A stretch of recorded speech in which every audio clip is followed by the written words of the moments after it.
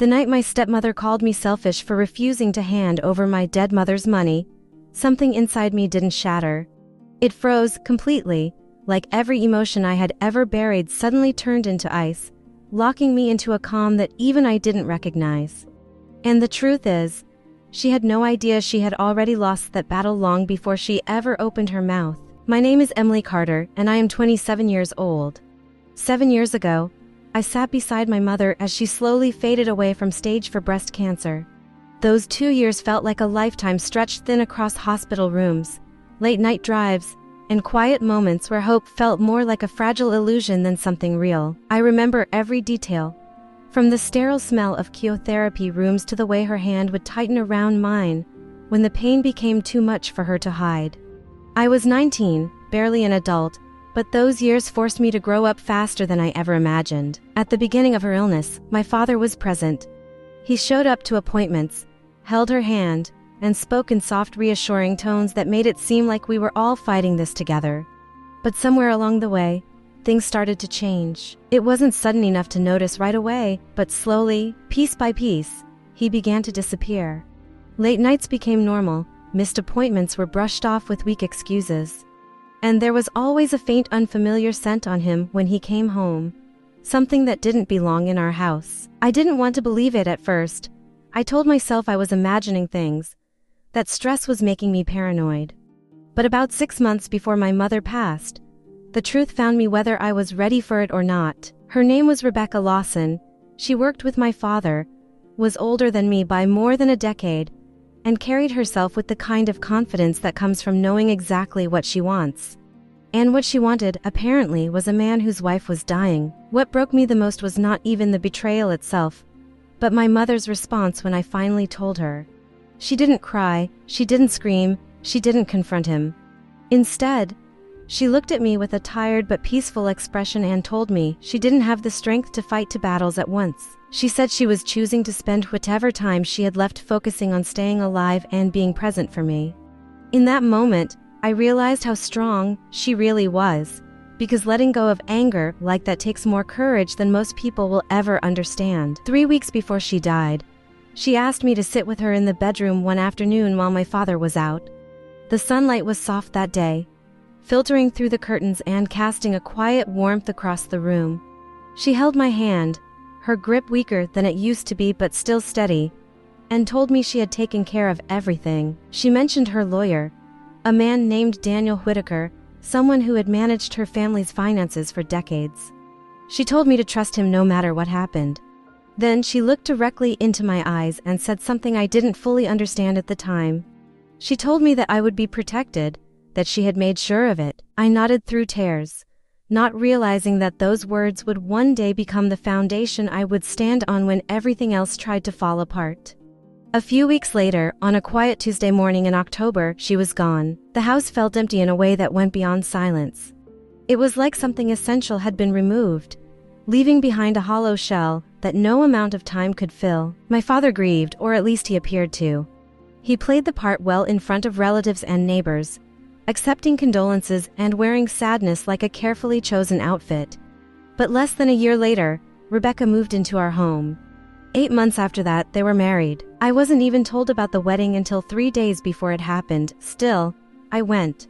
Not for them, but for my mother, because she had raised me to carry myself with dignity even when the people around me had none. Rebecca smiled at me throughout the entire ceremony as if we shared some kind of unspoken bond. I returned the smile not out of kindness, but out of control. I had learned from the best how to hide pain behind a composed expression.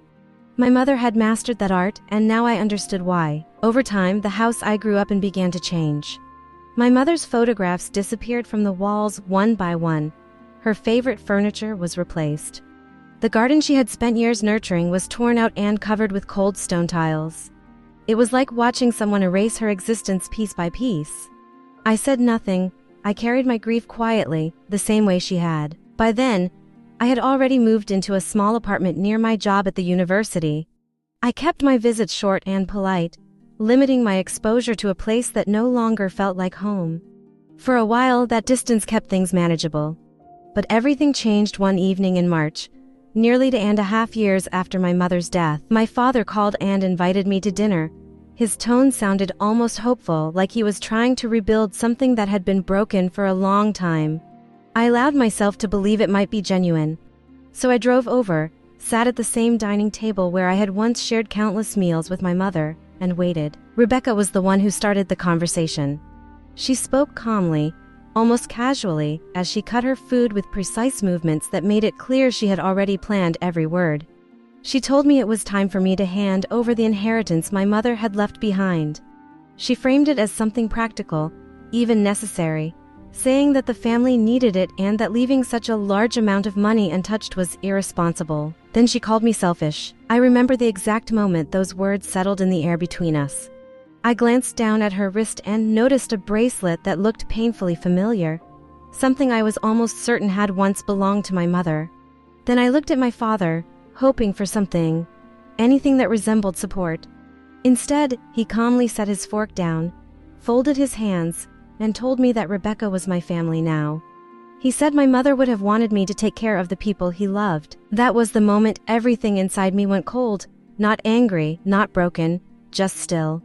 I didn't argue, I didn't raise my voice. I simply told them I needed time to think. I finished enough of my meal to maintain the appearance of composure, then left. The next morning, I called Daniel Whitaker. He listened to everything without interrupting, his voice steady and reassuring when he finally spoke. He told me my mother had anticipated this exact situation. He asked me to come to his office the following day and assured me that I wouldn't need to bring anything. Walking into his office felt like stepping into a memory from childhood. The dark wooden shelves, the quiet atmosphere, even the framed photograph behind his desk were exactly as I remembered. He greeted me warmly, then handed me a sealed envelope with my name written on it in my mother's handwriting. I hadn't seen her handwriting in over 2 years. Just holding that envelope made my chest tighten in a way I wasn't prepared for. Inside was a letter, several pages long, written carefully and thoughtfully, just like everything she had ever done. She explained how she had quietly restructured her inheritance months before she became too ill to manage anything. The money had been placed into a protected trust under my name alone. It could not be accessed by anyone else. It could not be transferred under pressure. Any significant withdrawal required my direct approval and even came with a built-in waiting period to prevent impulsive decisions. She had thought of everything, but the part that truly broke me was not the legal protection. It was the way she wrote about me. She didn't talk about money or my father. She talked about the moments we had shared, the nights we spent studying together, the small acts of care we exchanged without thinking, the memories that defined our relationship. She reminded me of who I was, and then she asked me to stop putting others before myself. She told me to build a life I deserved, to chase experiences, to fall in love with something meaningful and commit to it fully. She signed the letter simply with her name, Carolyn, not as my mother, but as a woman who saw me as an equal. I cried in that office harder than I had since the day she died. That evening, I returned to my father's house one last time. I didn't go to argue or explain. I simply handed them a copy of the trust documents and watched as my father read through them.